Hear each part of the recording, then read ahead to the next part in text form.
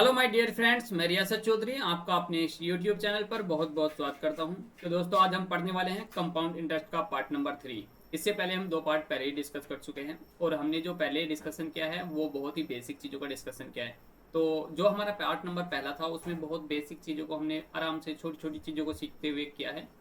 और जो हमने सिंपल इंटरेस्ट पे पढ़ा है, तो मैं आपको कहूँगा कि अगर आपने सिंपल इंटरेस्ट नहीं पढ़ा तो फिर आपको कंपाउंड इंटरेस्ट पढ़ने में थोड़ी सी प्रॉब्लम होगी। इससे पहले आप सिंपल इंटरेस्ट को क्लियर करो, उसके बाद आप कंपाउंड इंटरेस्ट पढ़ो, क्योंकि कंपाउंड इंटरेस्ट बहुत ज़्यादा ज़रूरी हो जाता है। और जो क्वेश्चन ज़्यादा बनते हैं वो कंपाउंड इंटरेस्ट से ही बनते हो, और कंपाउंड इंटरेस्ट जब समझ में आता है जब आपका सिंपल इंटरेस्ट क्लियर होता है। ठीक है, तो हम स्टार्ट करेंगे। पहला क्वेश्चन जो हमारा है वो है, कितने प्रतिशत चक्रवृद्धि ब्याज पर क्या कोई धनराशि 2 वर्ष में स्वयं का 9/4 गुना हो जाती है। देखो, कई बार क्या है, इसमें जब हिंदी में आप पढ़ रहे हो तो क्वेश्चन कई बार समझ में नहीं आएगा, क्योंकि ऐसा है ना, जैसे इंग्लिश से हिंदी की ट्रांसलेशन करते हैं तो थोड़ी सी अनसेंसिबल सी आपकी ट्रांसलेशन आ जाती है। तो ठीक है, आप यहाँ से इंग्लिश में पढ़ लेते हैं। At what rate percent compound interest does a sum of money becomes 9/4 times itself in 2 years। तो देखो, इसमें कहा गया है कि भाई हमारे पास को क्या क्या इंटरेस्ट होगा, वो कि जो एक मूलधन था वो 2 साल में अपने का 9/4 गुना हो गया।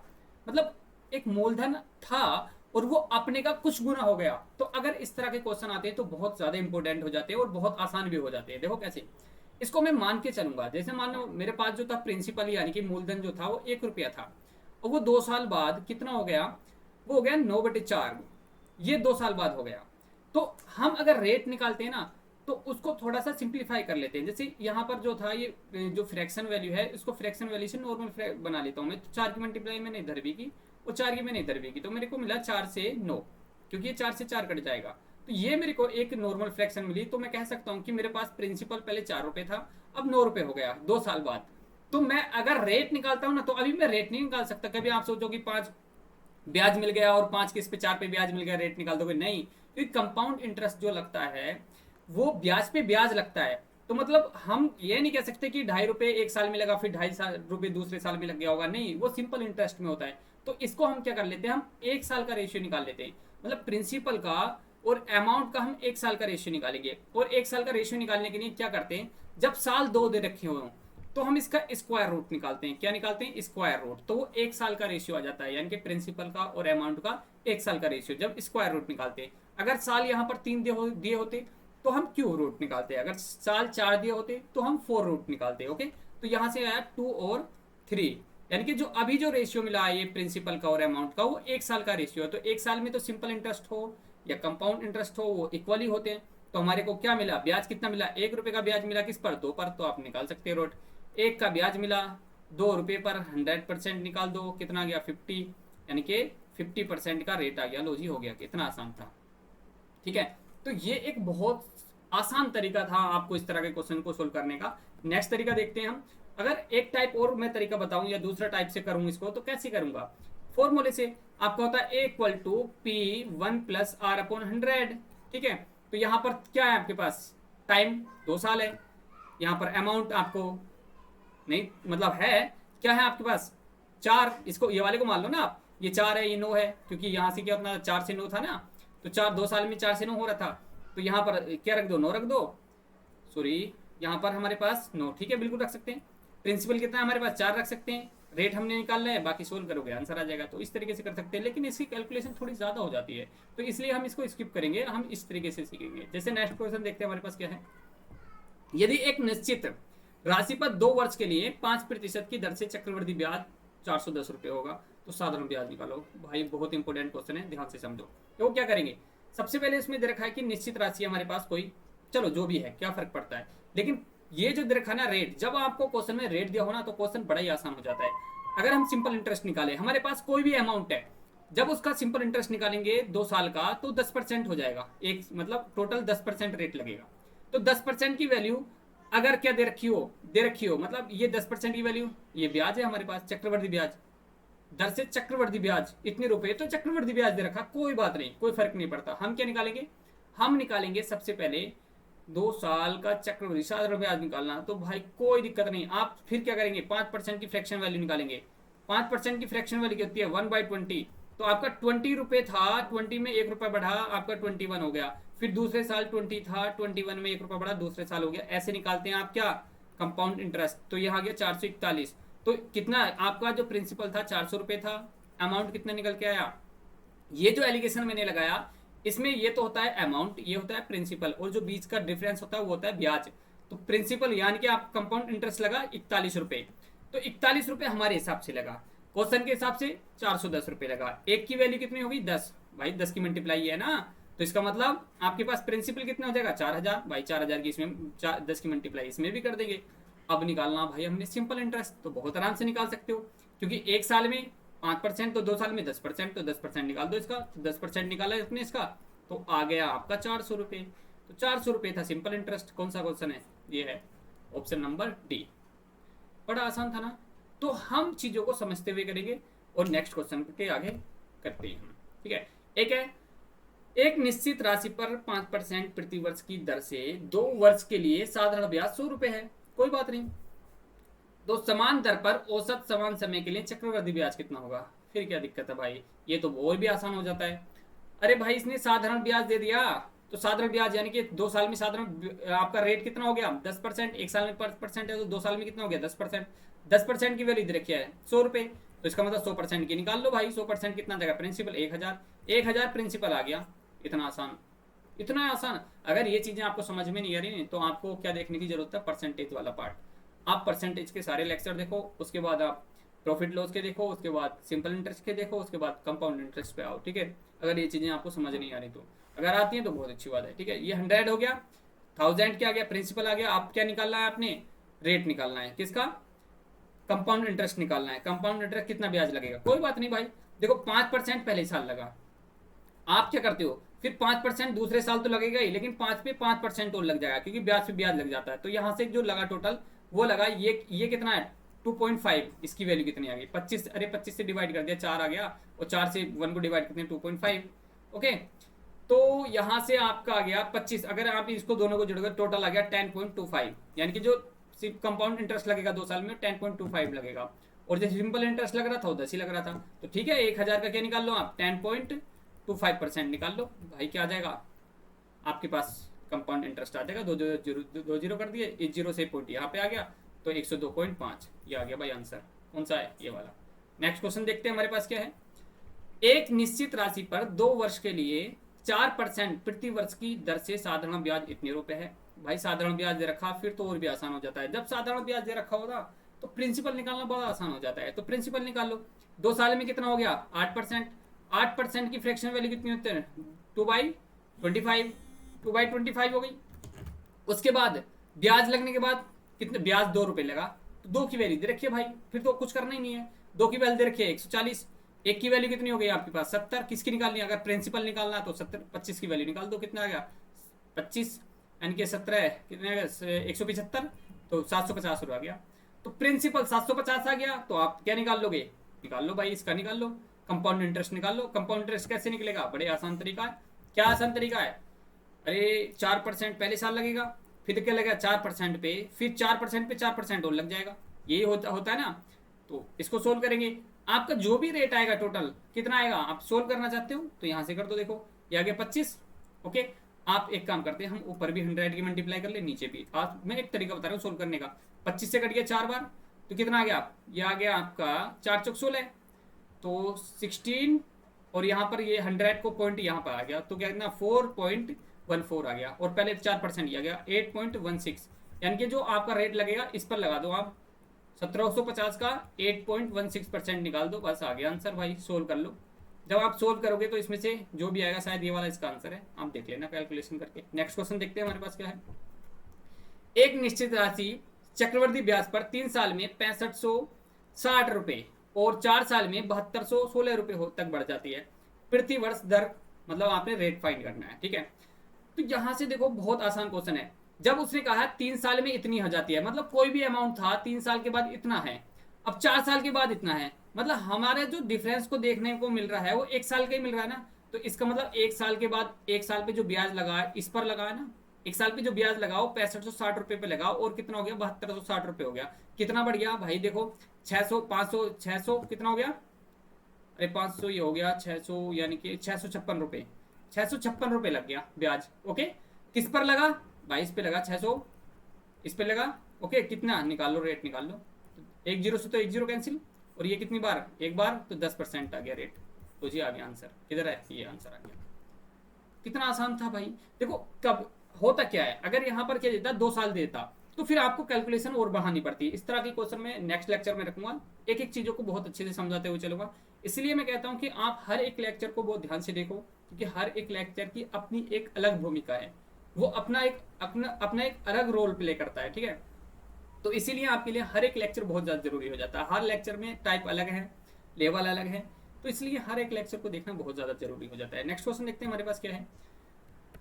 नेक्स्ट क्वेश्चन है हमारे पास 40,000 के मूलधन पर 4% वार्षिक दर से 2 वर्ष के लिए वार्षिक चक्रवृद्धि ब्याज और साधारण ब्याज में अंतर क्या है? भाई बहुत आसान है, देखो इसको तो मैं बिल्कुल नहीं करूंगा, ये क्वेश्चन आपको खुद को करना पड़ेगा और इसका आंसर मुझे कमेंट्स बॉक्स में देना। नेक्स्ट क्वेश्चन देखते हैं हमारे पास क्या है। यदि ब्याज की अर्धवार्षिक जोड़ा जाए, मतलब ब्याज को जो है अर्धवार्षिक जोड़ा जा रहा है, मतलब हाफ ईयरली काउंट किया जा रहा है, मतलब रेट जो आपकी हाफ ईयरली काउंट की जा रही है, और आपके पास जो है अमाउंट वो कितना है, जो प्रिंसिपल अमाउंट है 80,000 रुपए की राशि, 10% की वार्षिक चक्रवृद्धि, ये वार्षिक दे रखा है। तो मतलब इसको वार्षिक को क्या करते हैं हम, छमाही बनाते हैं। छमाही मतलब हाफ ईयरली बनाते हैं, तो रेट जो होता था आधा हो जाता है, और टाइम कितना हो जाता है, वो 2 गुना हो जाता है। तो ये चीज़ आपको मैंने पहले लेक्चर्स में सिखा दी है, तो वो आप जरूर देख लेना, ठीक है। तो इसको करने का देखो एक आसान तरीका है, आपने कुछ नहीं करना है, बस रेट वेट को भूल जाओ। इसको बस ये देखना है कि हम क्या देखते हैं, अमाउंट का और प्रिंसिपल का रेशियो देखते हैं। तो अमाउंट कितना, ये है आपके पास 80,000, ठीक है, अमाउंट 80,000 है, और आपके पास यह है प्रिंसिपल, सॉरी ये उल्टा हो गया, ये प्रिंसिपल है, ये अमाउंट है। तो ये कितना हो गया आपके पास 9261, तो 10 से 10 कर लो, तो इनका रेशियो निकालो। इनका रेशियो आया 8,000/9261।